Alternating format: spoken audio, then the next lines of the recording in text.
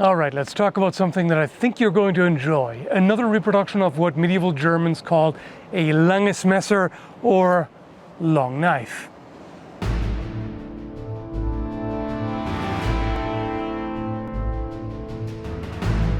This is Adorian by Landsknecht Emporium. Pretty sure it has nothing to do with the English word adorable. It's not exactly how I would describe this little monster, despite its size. What do they say about short girls with an attitude? As I understand, this is not a specific replica of an individual find, but rather an amalgamation of several different surviving messers from the 15th century and depictions as well. And historical accuracy is almost a moot point with these, considering how many different forms of messer there were. You find different hilts, different blades, different everything really, but it encapsulates the general character of a messer, which is, it's typically shorter than an arming sword, single-edged, often has a sharpened false edge, as it is shown in many manuscripts. It typically has a guard with a nagel, this extra guard on the side, and the grip construction, of course, being made with handle scales on a Full-tang and sometimes a pommel cap at the end. And of course, being a type of sword, or well, knife, that tends to be light and well balanced, but still has plenty of heft for cutting power. And that's all represented by this particular reproduction here. Speaking of weight, it weighs 813 grams, or 1 pound 12 ounces, or really just a little over 1 3/4 pounds. Well, it sure is light and compact. You can maneuver this very easily. It feels like it weighs nothing basically in the hand. You can feel that it has a certain amount of power, but it is extremely lively. You can easily feint and attack various openings, no problem. It won't exhaust. So this is really great as a civilian self-defense sword, sword again in quotation marks. So something that would be very easy to carry. Of course, you have more reach and power with a longsword, or even just most arming swords, but the smaller size makes it much easier to carry in everyday life. It could also be potentially useful as a tool for a medieval commoner. Anywhere you can use more than a dagger, but still have to deal with confined spaces, like in an alleyway or in a house or a tavern, who knows what. This messer is made by stock removal, hand ground from 6150 spring steel, which is always a fantastic choice for a sword, a lot better than what they had available in medieval times.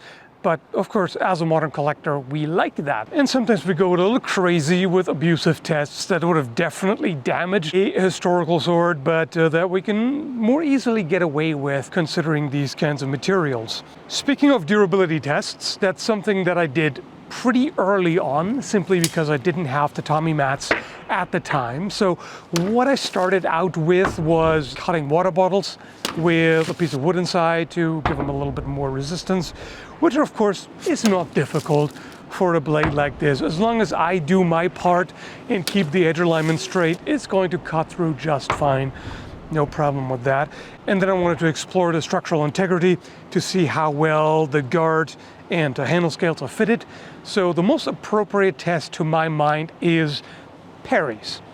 Blocking and parrying another sword, because that's what they had to do. They needed to be able to withstand that without falling apart, and this one did just fine. I was deliberately avoiding edge-on-edge contact because we know that's going to cause a lot of damage, which is not what I wanted. Even with the best kind of steel, you cannot expect an edge to emerge unharmed from a test like that. So I used the flat and the spine, and even so the edge took a little bit of damage, because sometimes you have at least partial contact at an angle, or sometimes the edge is facing the opponent's blade a little bit more than you expect, things like that. And it was not a big deal, and is particularly impressive considering that all the cutting from there on I did with this edge that received a bit of damage from these tests without touching it up, really, without resharpening. It handled the soaked Tommy mats in a stride. as long as I maintain good edge alignment, which wasn't always perfect with all of these cuts. They could have been better, but it cut just fine.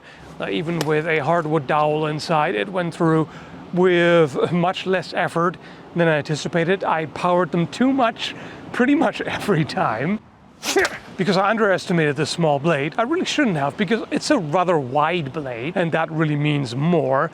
Edge geometry is fantastic on this. There's a nice gradual taper all the way from the spine. There is a secondary bevel, but it's blended in well, and it does not affect the overall blade geometry negatively. So there's very little resistance as it goes through the target. The secondary bevel gives it more strength. If you did a zero grind really all the way, it would probably be a little bit fragile, whereas this retains some more strength. You can hack into harder materials without having to expect a lot of edge damage. And even as the edge dulls, because it is such a wide, gradually tapered blade, it's never going to meet that much resistance, so you can cut even with a fairly dull edge. I also did some other tests on cardboard, at least I think it was cardboard. It seemed a lot denser and harder, almost closer to wood, which was surprisingly difficult to cut through. But again, no problems here. The hilt is still rock solid, not even a hint of a rattle, which is not really surprising considering that the fit is exceptionally tight, and generally a lot tighter than what you would find on historical swords. They did not value a tight fit as much as we do nowadays, funnily enough. This really is not going to loosen up. This is fantastic. And finally, I decided to bash Bob a little bit for yet even more structural tests. I didn't want to risk any more edge damage, so I intended to smack him with the spine and the flat. However, that was before my morning coffee, where I'm extra derpy, so I ended up battering the male coif with the sharp false edge. Dulled it a little more, but there's surprisingly really no significant edge damage at all. You can see a little bit of reflection where the edge was flattened in a couple of spots, but surprisingly little. And the other strikes with the flat were solid and again didn't do anything at all to the messer. There's very little flex to it. I can barely flex it at all by hand. It is extremely stiff, which is a good thing in this case. It's a thick spine. That's fantastic for thrusts. Just from picking it up, the point already went through the plastic. And it's also good for cutting because there's not going to be any vibration as it goes through the target, so it's a little bit more forgiving. So really an excellent design in every way for its purpose. There is also a sheath, which it does not come with. By the way, you have to order this separately if you want. This is a half-tan leather sheath, meaning that the vegetable tanning process did not penetrate all the way through, but rather the exterior is tan and the interior is essentially still rawhide. And the advantage of that is that it won't tear as easily. It's basically the leather equivalent of differential hardening. As you can see, there's also a nice floral pattern on it. So it's a simple sheath. It does not have a wooden core, which is pretty common for knives and daggers in particular in the Middle Ages and Renaissance. I would assume messers probably use these too fairly often because it's quicker and easier to make. It's not going to retain the messer, but it's good for keeping it stored and carrying it. One thing to keep in mind is you may not want to forcefully draw it while having your fingers wrapped around because it is just leather. There is a chance that you might cut through and into your fingers, so that's just basic safety. Son of a goat. My voice keeps cracking for some reason, so I'm gonna have to wrap this up. This is probably getting long. Anyway, so finally the price. 370 euros, or at the current exchange rate, 400 US dollars or 540 Canadian dollars. That, in my opinion, is a steal for this kind of quality. I would easily expect to pay at least 700 or 800 US dollars for this, if not more. So that is really remarkable. The fit and finish are great. Handling is fantastic. Cutting performance is outstanding as well. And it looks great too. Like, what could you not like about it?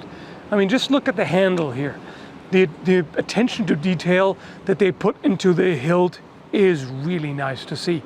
The handle scales are fullered, as is the pommel cap, and they're beveled.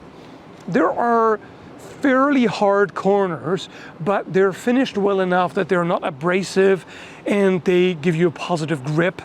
So you can easily index the blade, feel the edge alignment. It feels comfortable. You can definitely swing it around for a while without a problem. And yeah, it does everything that a hilt of this kind is supposed to do. As you can tell, I'm definitely impressed by Landsknecht Emporium's work. I'm used to their quality standards by now, so I didn't have any doubts about it. But even by Landsknecht Emporium standards, this is particularly nice. Highly recommended. I'll leave the info and link in the description down below. Do check it out. It was sent to me for free for review. I try to stay objective, but yeah, either way, this thing is awesome. Thanks for watching. Hope you found it interesting, and take care, folks.